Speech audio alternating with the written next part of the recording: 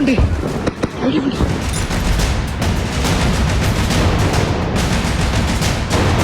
We are committed to take firm and decisive action against terrorists and those who support them.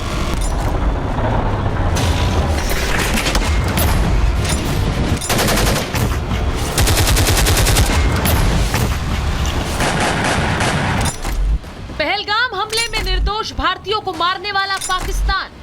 Bharat के प्रधानमंत्री के इस बयान को ध्यान से सुन ले।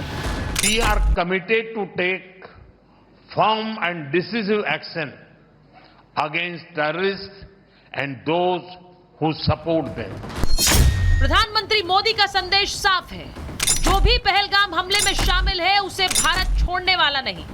पाकिस्तान में बैठे आतंकी और उनके आकाओं को सबक सिखाने के लिए भारत की तीनों सेनाएं अलर्ट पर हैं। भारतीय नेवी अरब सागर में पाकिस्तान की घेराबंदी शुरू कर चुकी है। परमाणु पनडुब्बियां भी तैनात कर दी गई हैं। वहीं राजस्थान की रेत में थल सेना के तोप और गोले बरस रहे हैं।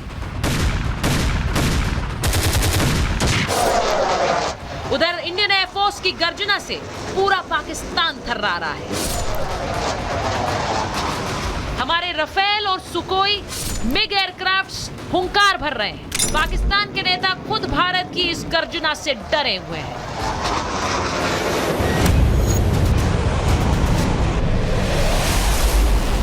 पाकिस्तान के लिए समस्या उसका चौतरफा घिरना है।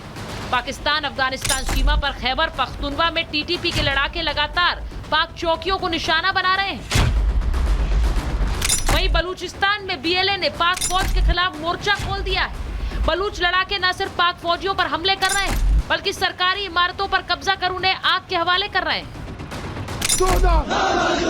उधर गिलगिट बल्टिस्तान में पाकिस्तानी फौज का विरोध हो रहा है। गिलगिट बल्टिस्तान के लोग पाकिस्तानी सेना को वापस जाने के लिए मोर्चा खोलकर बैठ गए। भारत से पंगा लेकर पाकिस्तान एक बार फिर चौतरफा घिर गया है। ऐसे में पाकिस्तान को समझ नहीं आ रहा कि वो भारत से मुकाबले की तैयारी करे या फिर खैबर पख्तूनवा, बलोचिस्तान और गिलगिट बल्टिस्तान में अपनी जमीन बचाए, या फिर सिंध में भड़की बगावत की आग को ठंडा करे। पाकिस्तान को डर सता रहा है कि उसका नक्शा बदलने वाला है। क्या पाकिस्तान के 4 हिस्से होने वाले हैं? Bureau report, Republic Bharat.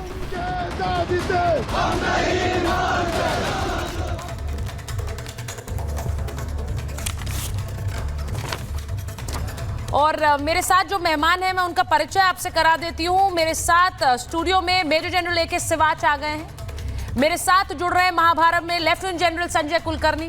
हमारे साथ जुड़ रहे हैं स्टूडियो में कर्नल शैलेंद्र सिंह। हमारे साथ एयर कॉमोडोर अशमिंदर सिंह बहल जुड़ रहे हैं। और हमारे साथ human right activist Amjad Ayub Mirza साहब जुड़ रहे हैं लंदन से। बहुत बहुत स्वागत आप सभी का।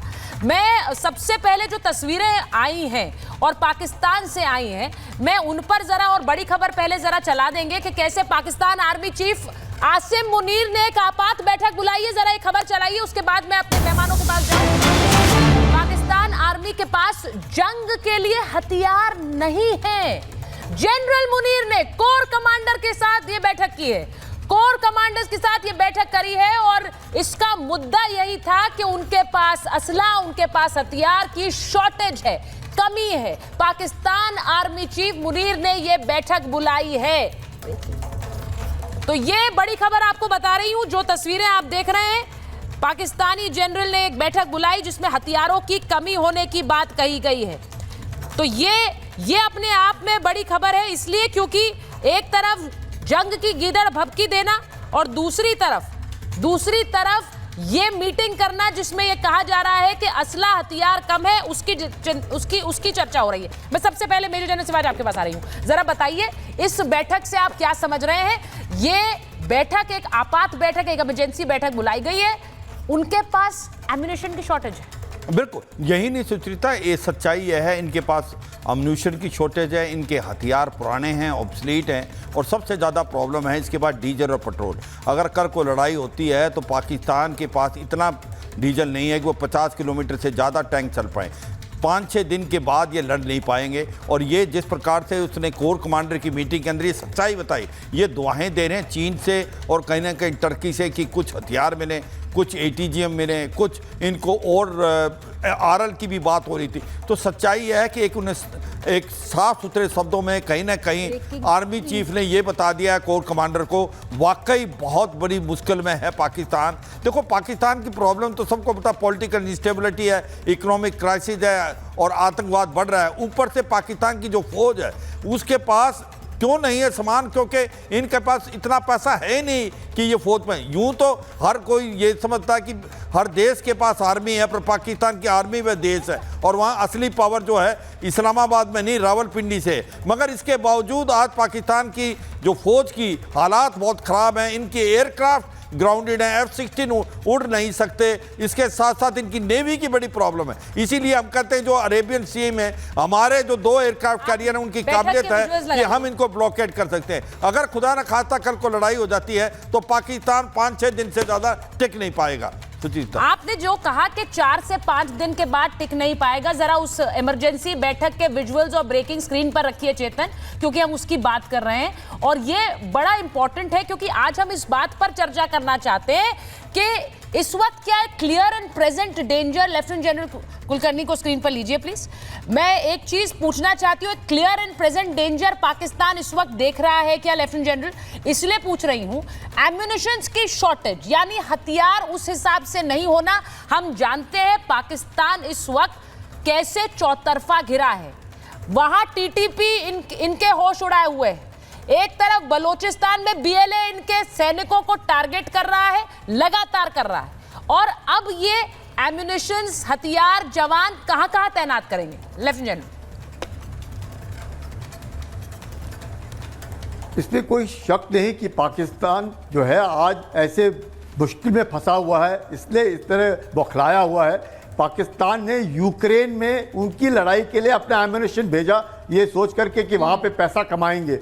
ये इतना ही नहीं कि बलूचिस्तान में जिस प्रकार से लगातार उनकी आर्मी बैकफुट पर है, सालाना उनके 1500 से अधिक सैनिक सिर्फ बलूचिस्तान के इलाके में मारे जाते हैं।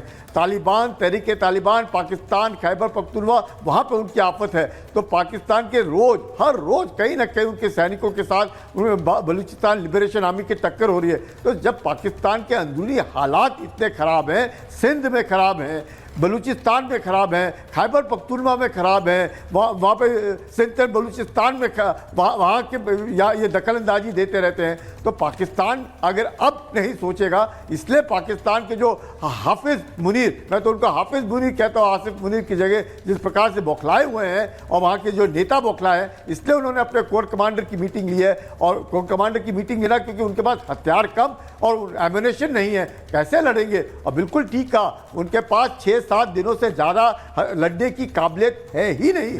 पर ये है कि आवाज़ उठाने, मतलब हर जगह पे, यहाँ पे OIC में जा रहे हैं, वहाँ पे कहीं ना कहीं प्रशिक्षण करने में लगे हैं अपने अब्दाली मिसाइल की दिखाने के लिए कि हमारे पास। हालत देखो पाकिस्तान की है कुछ नहीं, पर आवाज हल्ला गुल्ला सबसे ज़्यादा, और किसके लिए? तो अपने आतंक के लिए। और आतंकियों को मारना, आतंकियों के बरखिलाफ कार्रवाई छोड़ सिर्फ तरह की हरकतें करने में है। तो अपने प्रधानमंत्री ने बिल्कुल ठीक कहा है कि आतंक के बरखिलाफ कार्रवाई की जाएगी। कब की जाएगी, कैसे की जाएगी, कौन करेगा, किस वक्त करेगा, वो समय हम तय करेंगे। पाकिस्तान ने शुरू किया है, समाप्त हम करेंगे। पाकिस्तान को अब सबक सिखाने का वक्त आ गया है।